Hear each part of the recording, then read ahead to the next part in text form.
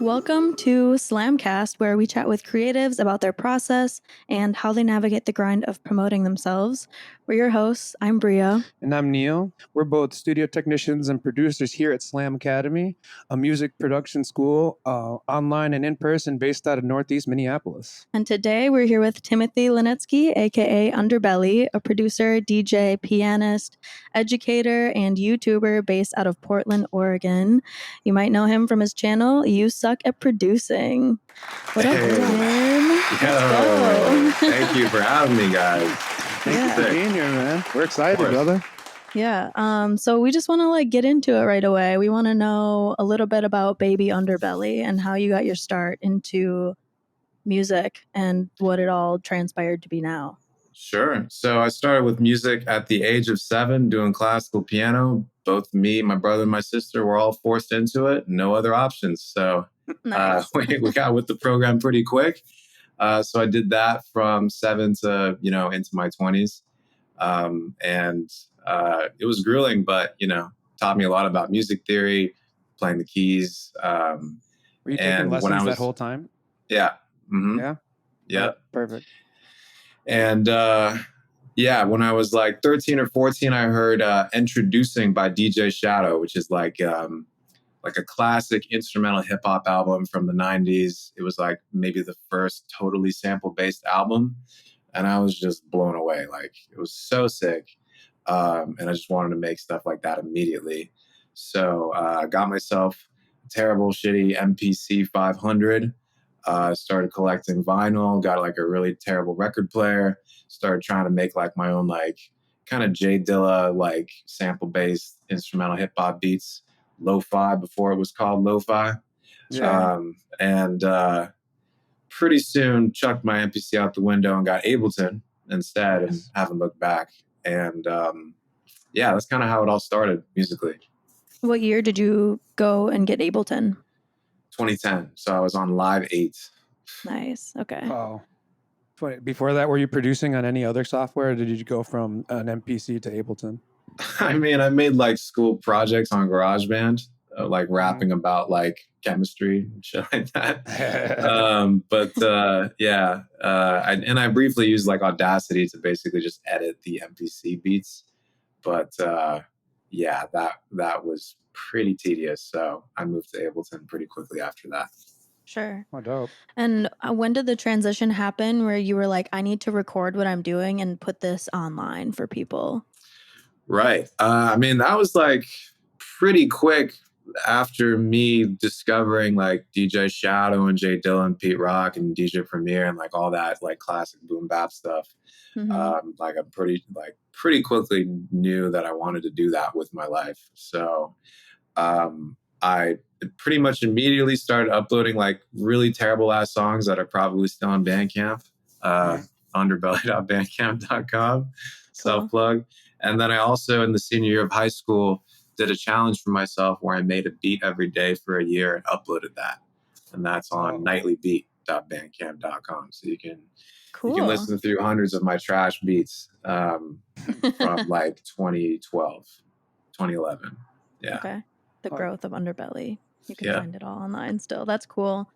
And then is it the same YouTube channel that you have going now that you started, or have you transitioned? No, exact same one. So like when I was like 17, 18, I saw a YouTube channel called You Suck at Photoshop. And I was like, damn, this guy's hilarious. I want to just totally rip this idea for beats. And here we are. That's how it started. That's amazing. Your videos were like the first videos I started watching when I opened Ableton. So they're very, very good. And you're like the characters you give each track and the way you describe how they interact was so fun and so interesting to like learn with. Thank you, man. Appreciate that. Yeah, you're very welcome. It's like, I need somebody to be a little bit mean to me to like take you seriously. Right. Thank you. Yeah, you nailed it. Do you have anybody that helps you run your YouTube, or are you solely editing all the videos yourself? Yeah, it's all me. It's all me. That's wild. What software do you use to edit? I use Final Cut Pro. I mean, all my editor friends hate on me for that because they're on Premiere. I mean, it's Final Cut Pro here too.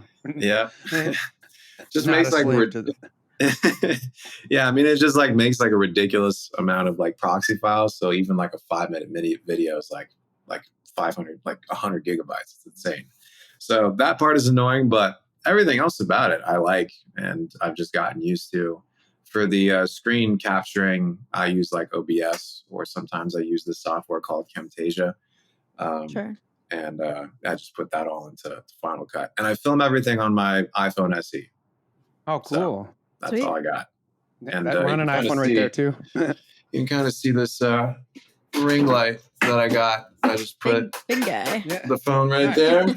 Nice. It was a birthday gift from my girlfriend, and yeah, that's the stew, basically. Have you just been always using an iPhone the entire time? I mean, I had an Android before I switched to the dark side, and I think I used like a terrible camcorder like back in the day. But yeah, at least the past 5 years, it's just been my iPhone SE. Perfect. That's awesome to know that you can get anywhere with just the camera on your phone. It's so sick. Yep. Yeah, it's all about the content that you're making and not what you're actually filming with, which is such a relief as an independent person that's just starting their own journey to hear other people say that. I'm like, totally. Yes, I don't need to buy all this expensive equipment. I mean, same goes for plugins. Like, people think they need an insane amount of plugins to make anything decent. It's just not true. Yeah. So. I thought that for a while, and then the better you get, the more you realize you don't need everything to make good stuff. Yeah. Mm-hmm. So how long into your journey of making music did it take for you to be like, I want to start performing this live for people? I mean, I was already performing stuff doing like classical piano recitals. So I was like, damn, if I could do that, then, pressing play on a laptop, easy peasy, Yeah. But I remember being disappointed when I realized that all DJs do is press play. So I was like, damn, like I want to actually like be doing stuff up there. So pretty quickly I like used Ableton to like do a performance setup where I had my keyboard and I was like trying to do finger drumming and live looping and stuff. Actually, I think my first ever show was at a retirement home because I was trying to like get community service hours for college. And like it was like a half and half like classical piano performance, which the seniors loved that. But then like halfway through I switched to the beats and they just got really confused. Like they hated that shit. So that was my introduction to live performance. Confusing old people. That's great. And from those kind of performances, where kind of like how did you get shows as UnderBelly as you were coming up and trying to get your music out? What kind of music were you performing? Like the jazzy kind of hip hop type of stuff? Yeah, it was a lot of that jazzy hip hop stuff, and I was like starting to get into like the beat sync type shit, like Flying Lotus, like Baths, A-rap music was a big one. Like, yeah, that whole Low End Theory adjacent crew, and that was what I was really into those days. But all my friends were like into metal bands and like rock bands and punk bands, and we would just throw shows at like the teen center, and I would like spam the invites on Facebook to like everyone in my high school, and we would just throw these shows regularly. And like me and my friends, like I would DJ and my friends would rap, and then we would have like the rock band. So it was like a good like amalgamation of a bunch of different genres and styles, and still influences me today for sure. Yeah, that's sick. Did you have any classical training besides just piano lessons? Did you go to school or college for anything music related? Well, I took piano lessons. I continued to take piano lessons with another professor in college. That was probably the only class I really gave a fuck about. But yeah, no, I went to college for film. I didn't go for music. Oh, nice. Oh, okay. Yeah. That translates. That makes sense. Do you do anything besides your YouTube channel with your film degree? No. I'm a bad student. That's okay. I'm not using my degree either. Word up. Welcome to the club. was curious to ask you too if you're signed to any label of some sort that helps you, or if you're completely independent. Well, I do specific releases with labels. So I've released Okay. an EP on Bitbird. I've released an EP with Halcyon. I've released with Chill Hop. So I've done releases with labels, but I'm not like contractually obligated to make music with one label.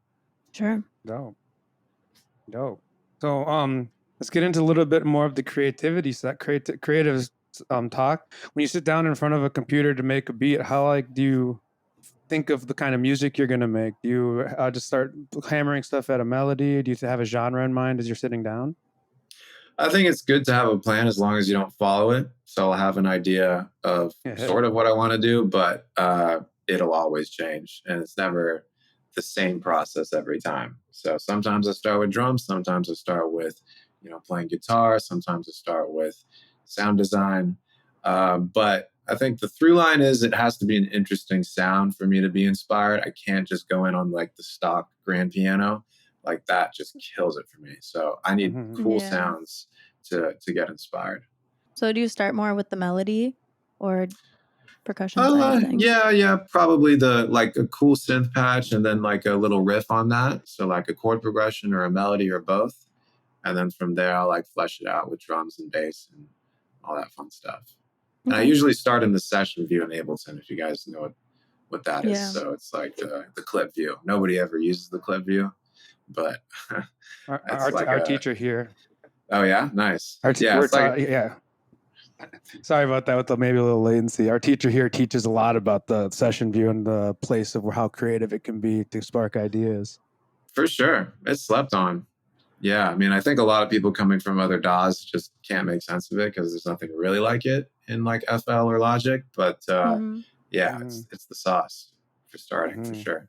Yeah. So we're recording right now at Slam Academy, which is an Ableton, or I guess the guy who owns it is also an Ableton certified trainer. And he was the first one in the US, I believe, right? His name is James Patrick, and he's the one that got us in contact with you because you're also an Ableton certified trainer, which is really cool. And I do want to learn more about that process too, and how your path into music led you into the education part of your career. Right. Well, like I said, I was, I saw you suck at Photoshop and I was like, damn, I want to do this. So I uploaded the first video when I was like 17, 18. And it was just about like chopping a drum break, in Ableton. And didn't think much of it at the time. Didn't really do that well. Uploaded a couple other videos here and there. I also uploaded like a remix or two of like a Lily Allen song, and somehow that popped off. I don't know, some sort of algorithmic fluke. And then I was like, damn, these YouTube tutorials that I'm doing are just like getting way more traction than my music. So I'm just gonna lean into that and do more of that stuff. And I had a lot of fun doing that as well. But it wasn't up until like college ending and me being like, fuck, I gotta get a job and like make money somehow, that I started to like take the channel more seriously. And then what I really was making money off of was doing private lessons. So I would like post videos on my channel. I would link to private lessons down below. And I basically have just been doing Zoom classes for Ableton ever since. And that's kind of like what pays my rent. Oh, dope. Yeah. Cool. Teaching people how to make dank beats. Did Ableton reach out to you, or did you reach out to Ableton to be a certified trainer? Well, they first reached out to me in like 2019 because they were doing the Made in Ableton Live like artist series, where they flew us out to Berlin and we like shot a little movie basically in their studios on how we use Ableton to make beats. And that was like crazy. I was like eating gelato in the Ableton offices. Like, damn, I made it.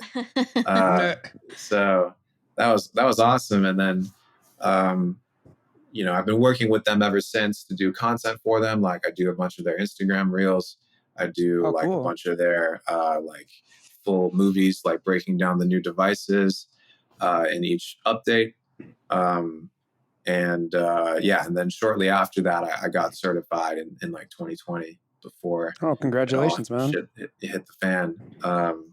Sure. Yeah, that was cool. That's awesome. Does that I guess with booking private lessons, does that affect how you do that on your own, or do you book lessons through Ableton now, I guess?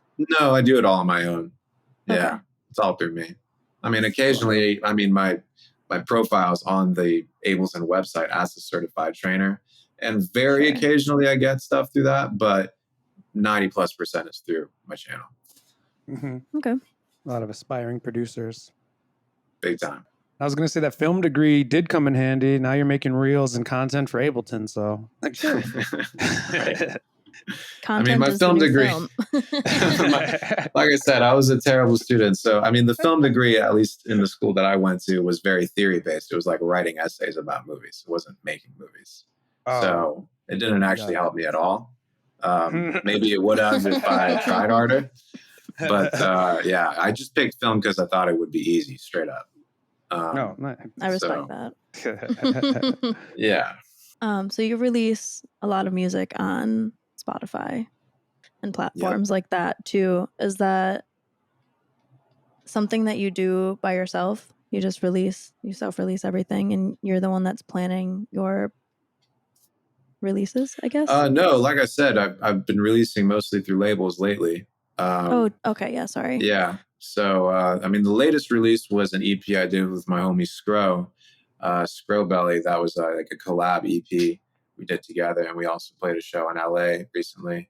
Cool. That was sick. That was through like a distributor. So it wasn't exactly a label deal.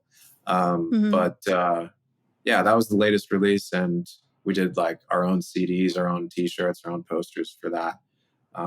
So yeah, it was very on us, that one. Do you find it difficult to find your niche audience with different kinds of music that you release because you're so spread out through genres? I mean, if I cared about that, I would probably just make the same music over and over again. I mean, that seems to do the best, you know. It's kind of hard to be known on the internet for more than one thing. But I figured since I'm already doing the tutorials, I'm already making music, that's already two things right there. So I might as well just do whatever I want musically and just pursue whatever I'm interested in. So, I mean, with the UnderBelly EP, it was like all in one. It was like throughout the EP, we did hyperpop, we did metal, we did trap, we did hardstyle, we did house. Like, you know, it was just like fuck a genre basically, and that's kind of what I like. Yeah, that's really cool. I feel like your audience, like built in through your YouTube channel, probably just knows at this point that you just do what you like to do. And so they probably just follow along because of who you are as a person and not just like a specific genre of music that you make, which is really cool. And I love that. I feel like everybody aspires to have that specific audience that just follows them through whatever journey that they're going through, like that week or that day or whatever. Yeah, no, it's a blessing, for sure. And I'm so happy to have found that. I mean, I think it's been challenging having people who really only give a fuck about the tutorials to also care about my music, because most of my audience doesn't. They just want the tutorial content, which is fair. But yeah, I mean, the challenge has been to like, you know, have a cool tutorial, but also be like, hey, this is like a tutorial of my song or of my performance setup. And like, hey, I'm like an actual artist here, not just like a YouTube, you know, plugin peddler. You feel me?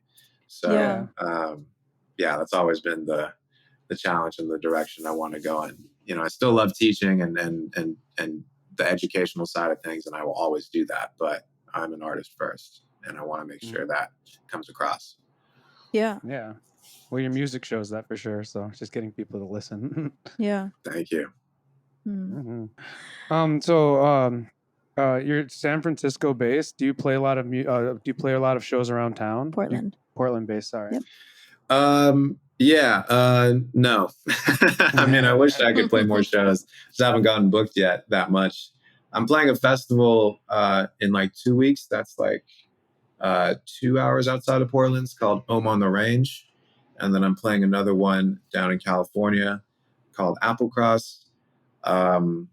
But yeah, I definitely do want to get booked more. I was signed to an agency for a little bit, but to be honest, they didn't do shit for me. So I just want to find the right team, the right agent that is like passionate about my artist project and, you know, will help me push that. But again, it's difficult because, yeah, I mean, when people see you as a YouTube tutorial guy, it's sometimes weird to think of it as like I'm an actual human being in the real world who can like physically play a show, you know? I get that with my private lessons a lot. I do an orientation lesson, and when they realize that I'm not my character, they're like, whoa, this is weird. Right. Like, go back to saying wowzers, please. Like, wow. So yeah, I definitely get that a lot. And yeah, it's interesting for sure. Can you run us through what your live setup is like now? Sure. I did a video on it, but it's basically all through Ableton. I got my laptop. I got my just generic 88 key MIDI keyboard. I got like a MPD 2018, which is like a 2218. It's like a 16 pad controller. And then I got an APC 40, which is like I'm using to trigger all the different clips. So it's in the session view, and basically you know, it's like a mix between a DJ set, and then I'm also like playing my own songs, playing keyboard over them, finger drumming over them, and all that. Do you do any vocals? I'm trying to learn how to sing. I've been like singing over my own tracks lately. Pretty embarrassing, but auto-tune certainly helps. And I've just been practicing that, and I'm going to be releasing my first vocal song in a few months. So that'll be interesting. Congratulations, man. Thank you. It takes a lot. It's very vulnerable to go from like producing and knowing you're really good to being able to express yourself with your voice. So yeah, appreciate that. I mean, I was just tired of having to like wait from vocalists, you know, like all the music I've been writing lately feels like it needs vocals, and I'm tired of like waiting to hear back from people. So I just took it upon myself. And also I actually did an album with my dad, like reproducing his songs from his band, like from the Soviet Union back in the 70s. Wow. And yeah. And that's on Spotify. Maybe we'll link to that in the description or something. But yeah, for definitely. Sure. Yeah, for that, like we re-recorded a bunch of his vocals, and he can't sing for shit. And I was just like melodyning everything and doing all that. And I was like, damn, this like sounds okay, even though he can't sing. So like, if he can do it, like, I can do it. So there you go. And I've been taking like vocal lessons and stuff, and that's been helping for sure. Sure. So you said your dad was in a band. Is that one of the prerequisites to why you were like forced piano lessons at 7? Probably, yeah. I mean, my parents are both from Russia, and you know, there it's like a big thing, classical piano stuff. And my piano teacher was Russian, and yeah, I mean, that was just like a non-negotiable. So that's so cool. I wish my parents pushed me into being a crazy classic pianist. They just wanted me in the military. Yeah, well, both require discipline, I guess, a different kind, right? Were your parents supportive of your journey throughout your musical career once it got away from the classical piano? Yeah, my dad was. He was always very supportive, and he's like still my biggest fan, which is very cute. My mom is also very supportive now. When it was like time for me to like actually get a job and make money, she was like, how the fuck are you going to live off this? Yeah. And she was like really skeptical, very understandably. But then I showed her my YouTube plaque, and that shut her up. So, yeah. Tangible accomplishment, Mom. Right. There you go. So with the stuff around your releases, like the album art and the t-shirts and stuff that you guys sell, is that something that you're also a part of designing, physical and visual like art that you draw out? Yeah, for the last one, I just drew the art, which I'd never done before. I'm terrible at drawing. But I was just like, I mean, same with the singing. It's like, you know, even if I'm not great at it, it'll be more personal. Yeah. Prior to that, like I did a complete 180 because that was like totally hand drawn. The last one I did was just all AI. So I just like AI generated the cover and all the music videos and stuff. So yeah, I'm totally about playing with both and integrating all that. But this was the first time I'd actually done merch or t-shirts or anything like that for a release. So that was exciting. Oh. Yeah, I love the artwork. It's like the two guys, right? The stick figure looking people. It's very authentic, and I don't know, I just love the look of it. So good job. Even if you think you suck at it, you know, you're doing great. Appreciate that. So right now, are you continually going to continue to just be working on your YouTube channel as well? Are you going to be pushing a little more, trying to get like your Underbelly name out into music? I mean, I'm always trying to do both. So that's never going to stop. I'm also, working on some, AI music related stuff that I'm not ready to talk about yet, but just some tools for artists. That would be really sick. And beyond that, just continuing the private lessons and the YouTube videos and doing releases.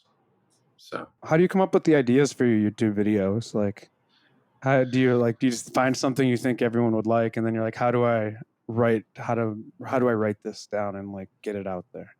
Right. I mean, yeah, part of it is like zeitgeisty shit. Like back in like 2019, that lo-fi was really popping off. So I made like the lo-fi, how to make lo-fi without using samples video. And that's like my best video. So, at a certain point, if you keep doing this, you kind of know what hits, what doesn't to a certain extent.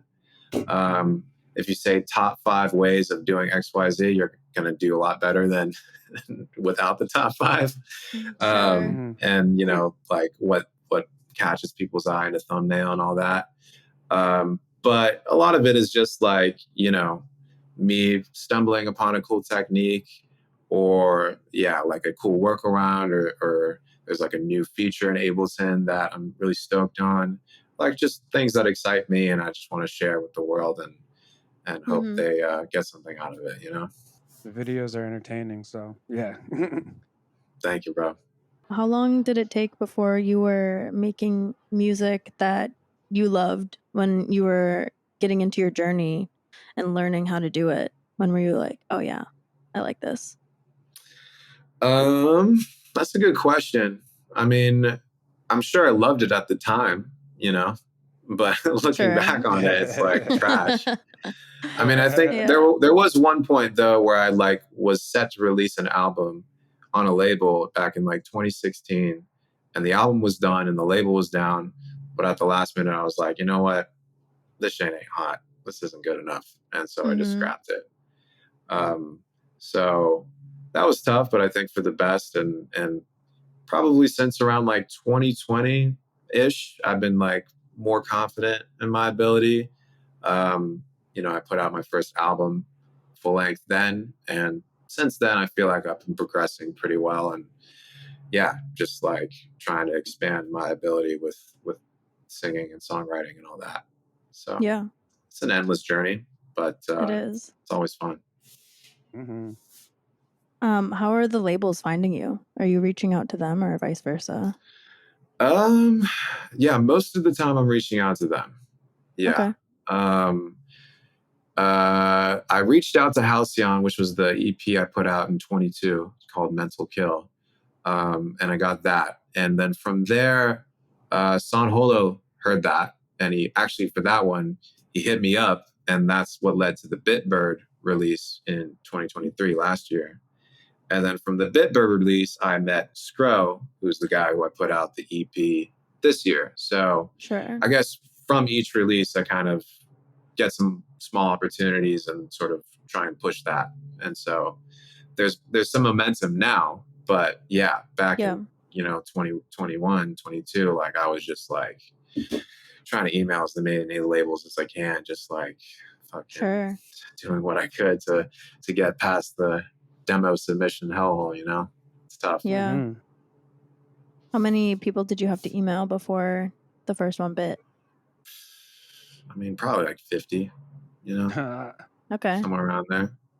Yeah, that's cool. It's cool to know. It's cool to know that even if your music's as good as yours, you still have to send a jillion emails. Yeah, dude. It's insane. I mean, it's just so saturated, so competitive. There's so much stuff out there, and so much really, really good stuff out there that it's, I'm sure anyone who's pursuing an artist career realizes that it's not just about the music. It's about so much more than that. And being resilient. 100%. Yeah, a lot of rejection for sure. Yeah, but there are people though that have. I was gonna say there are people though that have really good music, but are also scared to send 50 emails. So, right. You know, yeah.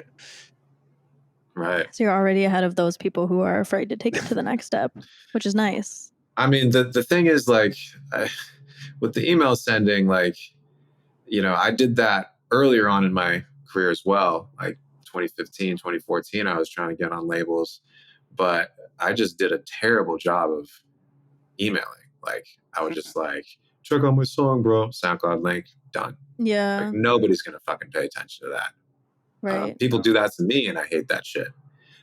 So, like, just, the sort of networking, the emailing, the getting your music out there is a skill just as important, if not more important, than the actual producing. And just being cordial and proving to them that you're not just spamming them, all that fun stuff. Like being authentic with your intent around everything. Exactly. And it takes the whole entire package, and you can't just mass send emails. That's not going to connect with anybody. No. I mean, I'm sure you could just chat GPT it these days. Yeah. But back in the day, no. I would need ChatGPT at this point. My writing sounds like a Is that one of the main AI platforms that you used? Like, I see some videos of like, have AI finish the song for me. What kind of AI integrations are you using? What platform specifically? That one you're referring to, I'm using a website called Udio, Udio. It's a song generation thing. You just type in like a paragraph or not even like a sentence, Skrillex type beat, and it'll generate it for you. Which is insane that exists. But also more insane is that you can now upload your own songs and it'll continue them for you, and you can continue them in a particular style, or you can have it be like add an intro or add an outro or before or after. It's like psycho shit. And so I was like trying to, basically I would have it do that, upload my song, have it continue it, and then basically recreate what it continued back in Ableton. So like actually sounded like high fidelity, and I can control it and all that. Because the quality, the audio quality itself is still not great. And with it just sends you like a one stereo file. Like it's not like it doesn't stem it out for you or anything like that. So honestly, unless you can recreate the thing yourself, it's like not that useful. But as an idea generation tool, it's like pretty insane. So I was doing that. Have you been using that a lot in your personal music making, or is it just like for content and to see what goes on? Yeah, I haven't really used it in my personal yet. Speaking of AI, like a person that's making beats and stuff, like where do you think we will be with that in the next little bit? Are beat makers in trouble, or is there a pivot that you think we're all going to be making when AI is going to be making beats that are going to be as good as like sync licensed ones? I think sync licensing, probably 90% of sync licensing is over in the next 5 years. I think there will still be that top 10%, like Hans Zimmer type shit that, are going to be making soundtracks for Hollywood. But I would say for a commercial, like the average commercial, probably done. That being said, as far as like creativity and artistry goes, I don't think that'll ever go away. I think people need there to be a person or a face behind the art they consume, because I mean, people idolize people. They don't idolize music. They idolize the people behind it. And I don't think that will ever go away. In terms of how producers can use AI, I mean, I think these like tools like Udio and others will just make the bar to creation lower and lower and easier, which I'm all for, because I mean, I am inundated every day with my private lessons with comments of people just not knowing how the fuck to do this stuff. And, you know, if we can get more people able to express themselves through music, like that is great. So, Yeah. But yeah, for sure, a lot of change in the next 5 years. I see. Have you been like thinking about your own journey with that change? Like, are you worried about it, or have any ideas of how you're gonna keep doing Underbelly or videos, or are you just gonna keep doing your thing and we'll see what happens? Well, I'm still gonna keep doing my thing. I'm not gonna, you know, bury my head in the sand, right, and pretend it's not happening. I have to change with the times like everybody else does. And as I alluded to earlier, I am working on some AI tools with a friend to help other producers with that transition. But I think the transition is inevitable. I don't think it's going to stop. I think it's only going to accelerate. Like, I mean, it's trippy to think that with the Udio stuff, for example, that's the worst it's ever going to be. It's only going to get better from there. I know, and it's going to right? get better faster and faster. So, yeah, you just got to roll with it. Be multifaceted. Exactly. Yeah, and turn it into another platform, like you're doing your project with your friend. I think that's super smart, is to like get ahead of it and like start working with it immediately, because I hear like other artists kind of boycotting the situation, and it's never worked in history. You hear old interviews of people talking about emailing is never going to take off, and what the hell is a .com? Like, that doesn't make any sense. Like, these people are out of their minds, yet here we are. So you might as well just get out of it and just grow with it. With that last video, the video you mentioned about me working with AI to make beats or finish my songs, definitely got some hate there. Like, there were comments like, dude, this guy's using AI, unsubscribe. Like, flat out, you know? So I could see, I mean, I'm seeing the hate. I understand where the hate is coming from. For sure. I think it is misguided, but I mean, they have a point in that typing, you know, a sentence into a box and having a full song pop out of it. I mean, it's not really that creative, you know? Like, nobody's really, I don't know who's proud exactly of what happens when they type a sentence and have a full song pop out. Maybe that's like really creative, fulfilling to Gen Alpha or some shit. But yeah, I think most people are like, that's whack. I think people need to put in a certain level of effort to feel ownership over the music they make. And you know, the challenge here is to leverage these like really powerful new tools, but do it in a way that's still creative and personable, and you can control and yeah, take ownership and pride over. And that's going to be where it's all going, I think. I was watching a thing saying they're never going to take away live musicianship, for sure, and it's going to always be getting better, but it's going to hit a point where there's only so much machine learning it can do. It was a very interesting take on it, like how much resources it takes to even have machine learning do something. So I think we're fine, as like if you can play piano live and make good beats. I think we're fine. I mean, I hear you. I'd be curious, you know, if there is truly a limit to the you know, at least the diminishing returns with throwing more compute at something and the result getting better. That is an interesting thing, and it is totally possible. I just don't know anything about the tech side of things, honestly. As far as live performance goes, I mean, people already don't care that I'm playing a keyboard. Like, people are totally fine with, you know, getting Diplo to press play on stage and dance around. That is like the default now. But like a show could be fully automated, and I'm sure some are, but people still care about seeing something that looks like a person up there. And yeah, I mean, again, I don't think that's ever going to go away. But yeah, it's like, you know, we're like hand wringing about all this AI shit, but in a sense, like the worst nightmare is already here for a lot of boomers. It's like, oh, you know, you're going to see somebody press play on an iPod.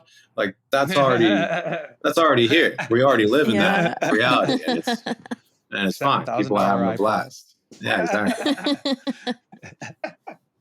It's like if the iPod's $7,000, and yes, we'll be there.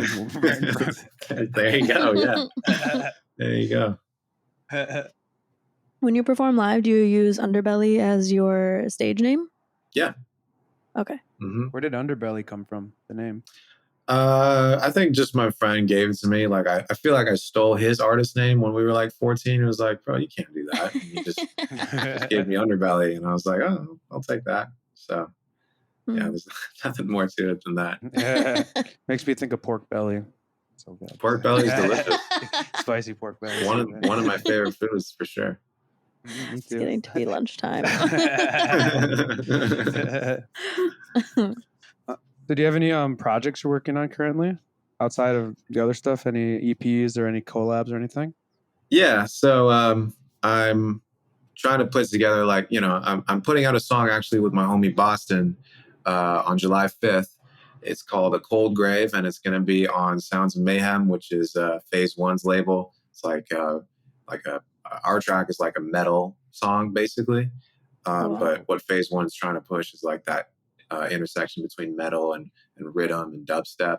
So like I'm super about that. Very excited for that.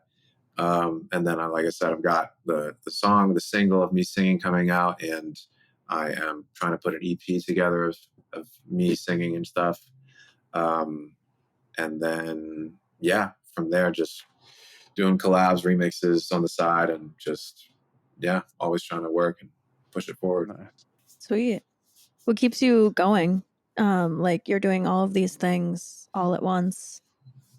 How do you find it's just fun time and energy? Yeah. Oh yeah, the time. I mean, compare this to like working an actual 9 to 5. Like, true. You know, it's like such a blessing to be able to do this stuff and to be my own boss. You know, like sometimes that is annoying because I have to like work my way. You know, actually motivate myself to do it because it's all on me. But it's easy to do that if it's as fun as it is. You know, it's like so fun to be able to learn something and incorporate that into something you're trying to express creatively and help other people. You know, it's very rewarding seeing other people grow based on what I teach and doing the lessons and on YouTube. So I mean, of course there are days where you're just not motivated to do anything. You just want to lay in bed and watch Netflix. Totally fine. I do that too. But it's just too fun not to do it, you know? Yeah. Yeah. Once you've done other stuff and get a little taste of what this is, you're like, I'll just work it hard at this. I don't want to go work on a railroad or be in the Navy. Right. Yeah. Right. This is not bad. And I see the common denominator too of like the switch to education in artists, like pretty early on in most careers, I would say, is because of the gratification you get from teaching somebody what you already learned the hard way, and also learning alongside of your students as well. So for sure, but I think also there's just the economic reality of it. You know, it's like nobody's making money off of, or very few people are making money off of just music. It's very true. You know? Yeah. So it's either doing sponsored content, you know, with plugins, or doing private lessons like what I'm doing, or master classes, you know, sample packs, another really big one, preset packs, etc. Like you have to hustle these days and think of other alternative forms of income because the traditional forms of income are done. Right. So you just kind of have to think about outside the box, and education is not just in music and just the arts in general. It's like, if you're a ballet dancer, you got 10 years of a career, best case, and then you have to teach. And that's just the same thing with music. Yeah. Mm-hmm. So your private lessons, is it primarily focused on learning Ableton and software, or is it kind of just whatever the person wants to pay you for? It's just whatever they want. I mean, most of my students are in Ableton because that's what I'm comfortable with. if I take on students that are using a different DAW, I'll just be like, yo, you just got to know how to get around this thing, because I don't. Yeah. But people are coming at it from a variety of different skill levels and interests and genres they want to make and places they are with their life. I have a lot of people who are like, retired, empty nesters. Like, I want to actually finally do something for myself creatively, and let's make the music I always wanted to make. Like that's one demographic. I also get like kids whose parents make them listen to Skrillex, which is hilarious. And like, oh no, it's like my version of. It's like new my generation. version of like, being forced to listen to Mozart or something, and play piano. That's so awesome. Eventually, wild, Skrillex right? is going to be boomer music. Or Skrillex is the new he 80s already indie is. band. 100%. Oh, he already is. Yeah, dude. Whoa. Our age is showing really bad. I know, right? That's funny. So, yeah, I mean, it keeps you on your toes, right? Because I have to know, I have to have a wide range of what I'm capable of teaching and producing and helping them with. Definitely keeps me fresh and probably contributes to my genre hopping so much, because I'm just exposed to so many different ones in the lessons. Yeah, that makes sense. Do you also give like career advice on like stuff besides producing? Oh yeah, I mean, sometimes people ask me, obviously, how do I get my music heard and how do I promote it and stuff. I mean, my usual answer for that is like, it's all about the short form content on TikTok and Instagram these days, right? That's like the number one way people seem to be getting growth. And then my advice there is to just like make it something that only you could do. So like one of my students teaches at like a Muay Thai gym or something like that, make a sick music video to you doing Muay Thai, or like somehow integrate the beats with like a reel of you kicking ass in the gym or something like that. Like try to make it personal, more yourself, like, because that's what's going to allow you to stand out. But the reality is that with the promo stuff, it's like what worked for me would not work for them. What works for them would not work for me. It's very individual and, of a specific time in the internet, right? When I came up, very true. It was like 2013. There was like maybe 5 to 10 other YouTube tutorial Ableton channels, right? It was like so much less saturated than it is today. Now, like I would have to take a completely different approach if I had to start from scratch. So it's just the way it is. Look what you did, man. Just kidding. That's awesome. I don't know if I could do it these days. I mean, it's just so much harder, I feel. Yeah, it's crazy. You can't your video, but you're probably one of people probably make videos because they saw you too. I would say there's probably a genre of people that thought that they could do it because of how good you did, which is really cool. I mean, some people do it better. I mean, there's like already like really, like people like A5, Mr. Bill, and Virtual Riot, and like so many other like really high quality YouTube tutorial channels out there. Do you ever get trolled? Do you ever get trolled online on your YouTube channels? Not really. I mean, sometimes like when I do the roasting, like people send me tracks that like I can't believe are this bad, like not on purpose. Like I feel like they're probably trolling me, like just how bad it is. But maybe not.